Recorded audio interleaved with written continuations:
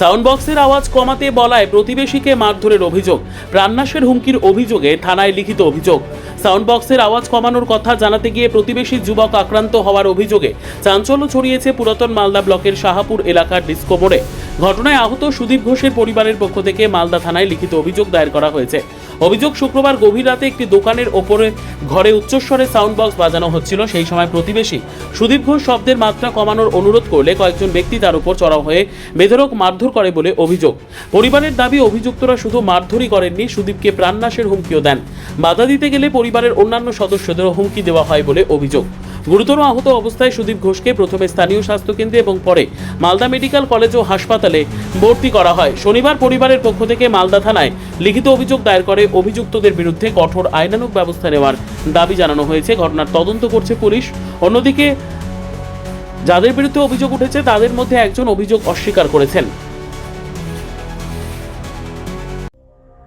সংবাদটি নিবেদন করছেন স্বস্তিলোক উৎসব ভবন, গঙ্গারামপুর, দক্ষিণ দিনাজপুর। এখন শাহাপুরের বালাশাহাপুর যে ডিস্কো মোড় আছে, ডিস্কো মোড়ে একটা অবৈধ বিল্ডিং তৈরি হয়েছে।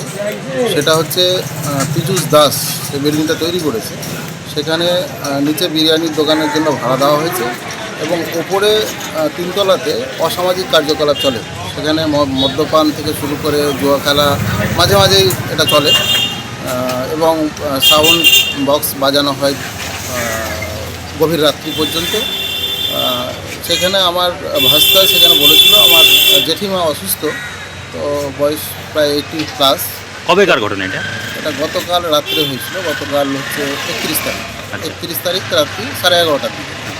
তো সেইখানে আমার জেঠিমা অসুস্থ। সেখানে আমার ভাস্তা সুমন ঘোষ বলতে যায় যে এখানে তো তোমরা যে অনুষ্ঠান প্রোগ্রাম করছো একটু সাউন্ডটা একটু কমিয়ে বাজাও। তখন তাকে অখাদ্য ভাষায় গালাগালি করে। সে কিন্তু ঘুরে চলে আসে। ঘুরে যখন চলে আসে, ওপর থেকে বেশ কিছুজন বহিরাগত এবং পীযূষ দাস, যার বাবার নাম হচ্ছে বিমল দাস, তো সে ছুটে আসে। ছুটে এসে এবং তাকে প্রহার করতে শুরু করে।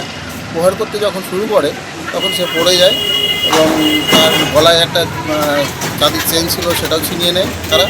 পকেটে বেশ কিছু টাকা ছিল, সেটাও ছিনিয়ে নেয় এবং তখন গলায় কি একটা দিয়ে ওদেরকে তখন উপর থেকে কিন্তু মদের বোতল এবং অন্য কিছু ছুঁড়ে মারছিল বুঝতে।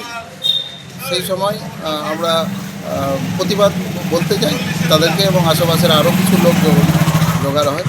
এখন আমার ভাস্তা হচ্ছে হসপিটালে মৃত্যুর সঙ্গে পাঞ্জা লড়ছে। আর এই রকম অসামাজিক কার্যকলাপ দীর্ঘদিন ধরে চলছে।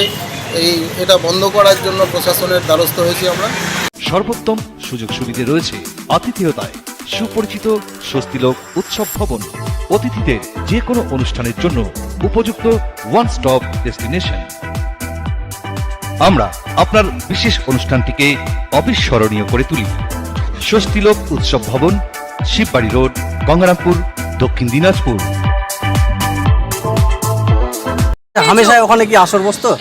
সব সিসিটিভি ফুটেজ আছে, আপনারা দেখতে পারেন। ফালতু আমাদেরকে ফাঁসানো হলো, অযুক্তিভাবে সিসিটিভি ফুটেজ দিয়ে দেবো। ব্যুরো রিপোর্ট, উত্তর বাংলা সংবাদ।